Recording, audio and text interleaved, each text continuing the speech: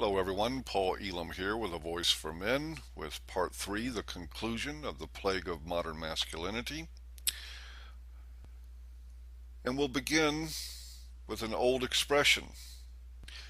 Meet the new boss, same as the old boss. You know, they say there's nothing new under the sun. History infers wisdom in those words. We can see with proper discernment that the women's movement was not really a new era for women at all. They simply changed workplaces from inside the home to outside. It is, on close inspection, just women and men practicing their biological strategies in a highly successful manner. So successfully, in fact, that it is rendering large portions of the male population even more expendable. So expendable, in fact, that we are now creating reasons to get rid of them. It was destined to happen once male control of the environment made it safe enough for women to start acquiring power and resources outside the traditional and protected realm of the home. That is why you see feminism with its strongest foothold in industrialized nations founded on the rule of law. And that is why you see that the law itself is now being manipulated away from the idea of justice, which was its intent in a man's world, and toward the funneling of added protection and resources to women, which has been always the intent in the world that was shared by both sexes. It is not the pursuit of equality or the love of egalitarian values that has led to feminist governance, but pure blind human biology practiced in the same way that it was on the plains of Africa 1,000,000 years ago. And the stunning successes of men making all manner of advances since then has now begun to take us out of the picture. Quite simply, men have worked themselves out of a job.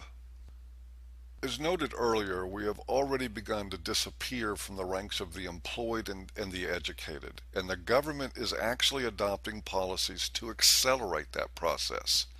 It doesn't take a conspiracy nut to understand that this will eventually become a disappearance from the planet. In practical terms, there are not near as many men needed proportionally as there once was.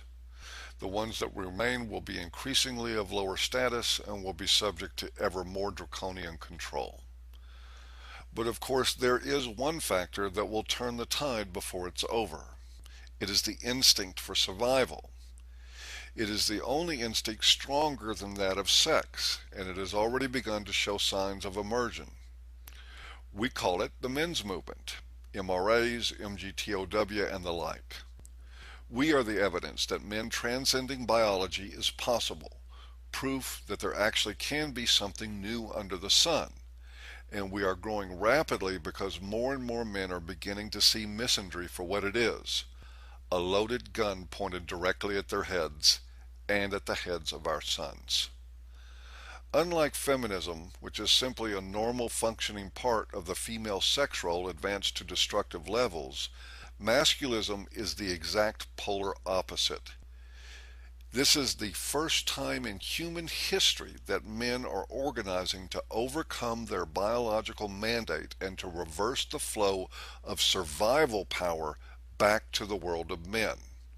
And while our ranks contain many who are misinformed and who in fact unwittingly play into the wrong agendas with support of chivalry and traditionalism, those notions are becoming increasingly unpopular and more commonly attacked on philosophical grounds.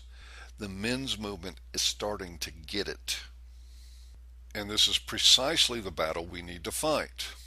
Not with women and not with feminists of either sex, but with the aspects of masculinity that are leading to our destruction because they are now outmoded, archaic, and self-defeating. What remains of chivalry is better described as toxic waste in the water supply. And just as we depart from the old definitions of masculinity, we must do the same with chivalry. In fact, it's dependent on it. It may have once been a code of honor used by alphas to control other men, but in the modern world we all know that chivalry has but one meaning: female privilege.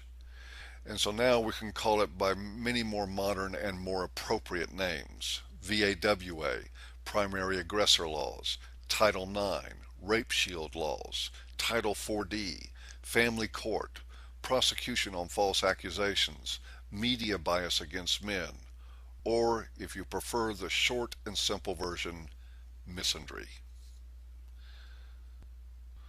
Now, as previously noted, the men's movement is a unique and literally unprecedented phenomena.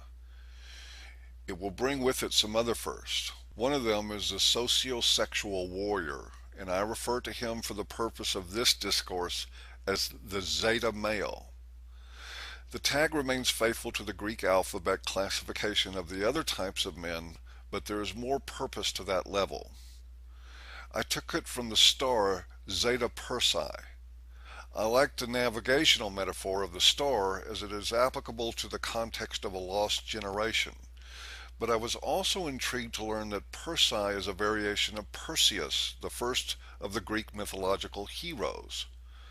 Perseus had a remarkable talent for slaying archaic monsters, Medusa the Gorgon among them, who as a mortal woman possessed great beauty and was self-enamored and struck with the power of her sexual allure until she was turned into a hideous monster by Athena, who later used her severed head as a weapon on her shield.